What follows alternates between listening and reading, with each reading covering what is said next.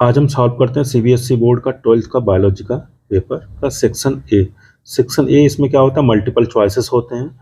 और section A का जो फर्स्ट क्वेश्चन है उसको हम देखते हैं। In a fertilised ovule of an angiosperm the cells in which N2N and 3N conditions respectively occurs. ये सिंपल सा क्वेश्चन है कि अगर हमने एम्ब्रायो सेक की स्ट्रक्चर देखी है तो उसमें एंटीपोडल सेल्स होती हैं, सिनगार्ड्स होती हैं, पोलर न्यूक्लियाई होती है, एग सेल होती है। ठीक है, तो वही सारी स्ट्रक्चर इसमें पूछेंगे कि एन का मतलब हैप्लॉइड होता है, 2N का मतलब डिप्लॉइड होता है और 3N का मतलब ट्रिप्लॉइड होता है। तो एन जो एंटीपोडल सेल्स हैं वो क्या होती हैं, हैप्लॉइड होती हैं। जाइगोट क्या होता है, हमारा डिप्लॉइड होगा और एंडोस्पर्म ट्रिप्लॉइड होता है। तो इसका जो आंसर है वो आंसर क्या होगा, A. Antipodal cells haploid, zygote 2N और 3N क्या होता है, एंडोस्पर्म। इसके बाद अगर हम सेकंड क्वेश्चन की बात करें तो सेकंड क्वेश्चन क्या है कि Turner syndrome in human occurs due to. अगर हम टर्नर सिंड्रोम की बात करें तो टर्नर सिंड्रोम क्या है, एक तरह की मोनोजोमी का है कि एक्स क्रोमोजोम्स की, और ये मोस्टली क्या फीमेल्स का कंडीशन होती है। ये कंडीशन किस में होती है, फीमेल्स में। और ये तो जो मोनोजोमी होगी तो ये क्या होगी, एन्यूप्लॉइडी। तो इसका भी आंसर क्या होगा, ए।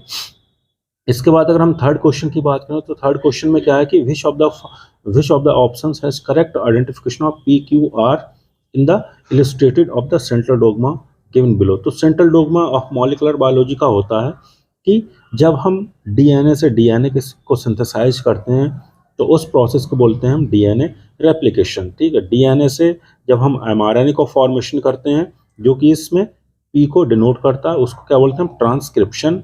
और तो Q क्या हो जाएगा, R हो जाएगा, P क्या हो जाएगा, ट्रांसक्रिप्शन हो जाएगा।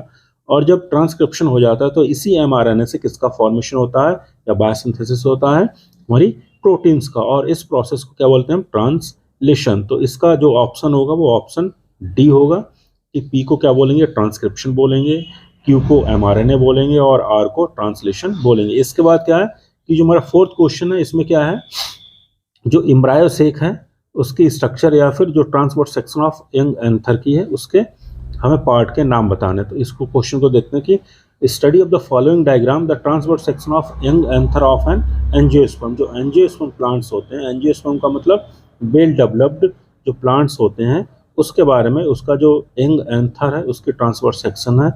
तो उसके part A, part C, B और पार्ट सी के बारे में बताना कि इनके क्या क्या नाम है। तो पार्ट ए क्या होता है, कनेक्टिव टिश्यूज होते हैं इसमें, तो ये क्या हो जाएगा, कनेक्टिव हो जाएगा। बी क्या हो जाएगा, एंडोथीसियम हो जाएगा। और इसी एंडोथीसियम में क्या होते हैं हमारे, पोलन ग्रेन्स। तो सी हो जाएगा पोलन ग्रेन्स। तो इसका ऑप्शन जो है ये सही होगा।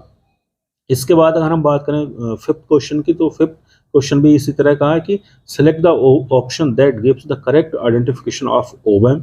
ओवम को हम इन डायग्राम्स में पहचानना है, मारुला स्टेज को हमें पहचानना है, और ब्लास्टोसिस्ट कौन सी स्ट्रक्चर है उसको पहचाननी है in the human female reproduction system as the shown in the following diagram.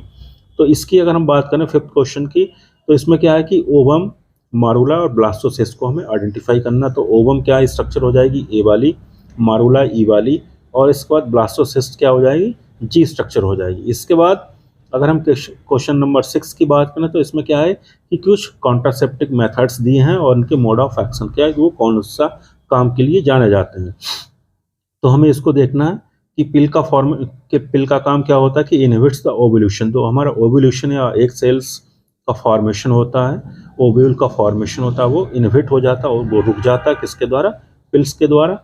इसके बाद सेकंड क्या है, बी क्या है, कंडोम, जो कि क्या करता है, स्पर्म्स को वहां तक सर्विक्स तक पहुंचने में मदद रोकने का काम करता है। इसके बाद वेस्कोटोमी क्या होती है, ये हमारे जो टेस्टिस होते हैं उसके टिप्स को, कैनाल्स को इनहिबिट या उसको बंद कर दिया जाता है, ठीक है, सर्जरी के द्वारा। तो उसको क्या किया जाता है, तो इसका वेस्कोटोमी क्या हो जाएगी, सीमेन कंटेंस नो स्पर्म। प्रॉपर्टी क्या है कि प्रिवेंट इम्प्लांटेशन होता है। तो इसका जो सिक्स क्वेश्चन है इसका आंसर हो जाएगा सी, कि ए का थर्ड, पिल क्या है, थर्ड हो जाएगी, बी का फर्स्ट हो जाएगा, सी का फोर्थ हो जाएगा और डी का सेकंड हो जाएगा। इसके बाद अगर हम सेवेंथ क्वेश्चन की बात करें तो सेवेंथ क्वेश्चन में क्या है कि identify the category of genetic disorder depicted in the pedigree chart given below. तो इसमें सिंपल सा है कि ये एक्स लिंक्ड रिसेसिव के डायग्राम को शो करता है। इसका आंसर क्या हो जाएगा, ए। और इसके बाद क्या है कि एट्थ में क्या है कि ELISA technique is based on the principle of. जो एलाइजा टेक्निक होती है वो कौन से प्रिंसिपल पे काम करती है। तो एलाइजा क्या होता है, एक enzyme linked immunosorbent SI technique होती है जो कि हमारी एंटीजन और एंटीबॉडी के इंटरेक्शन के प्रिंसिपल पे काम करती है, उसको आइडेंटिफाई करती है, किसके एंटीजन और एंटीबॉडी के इंटरेक्शन के द्वारा वो क्या कलर चेंज करता है। ठीक है, तो इसका ऑप्शन क्या हो जाएगा, बी। तो एलाइजा क्या है, कौन से प्रिंसिपल पे काम करती है, एंटीजन एंटीबॉडी के इंटरेक्शन पे। इसके बाद अगर हम 9th क्वेश्चन की बात करें तो ये क्या, होमोलोगस ऑर्गन्स इंडिकेट। तो होमोलोगस जो ऑर्गन्स होते हैं वो सिंपल क्या करते हैं, डाइवर्जेंट इवोल्यूशन को हमारे शो करते हैं। तो इसका आंसर क्या हो जाएगा, बी। इसके बाद जो हमारे क्वेश्चन 10 है वो क्या, molecular scissors fall in the category of.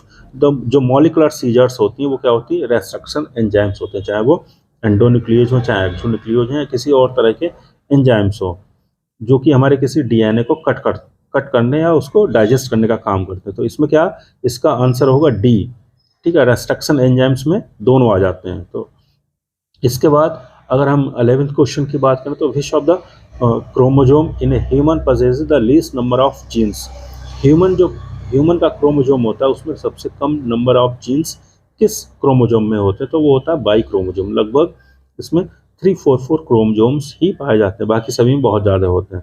इसके बाद जो हमारा 12th क्वेश्चन है वो है given below the is a list of some commercial important product column A where as the column B और the name of source organism. इसका मतलब क्या है कि कुछ हमारे बायोएक्टिव कंपाउंड्स हैं और उनको हम कौन से ऑर्गेनिज्म से हम आइसोलेट करते हैं।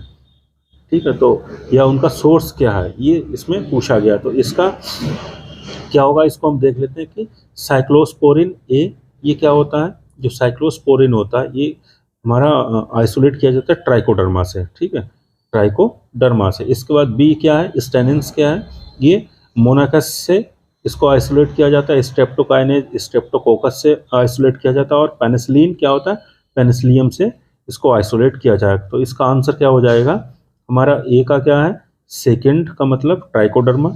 तो इसका आंसर हो जाएगा डी। तो इस तरह से ये हमारे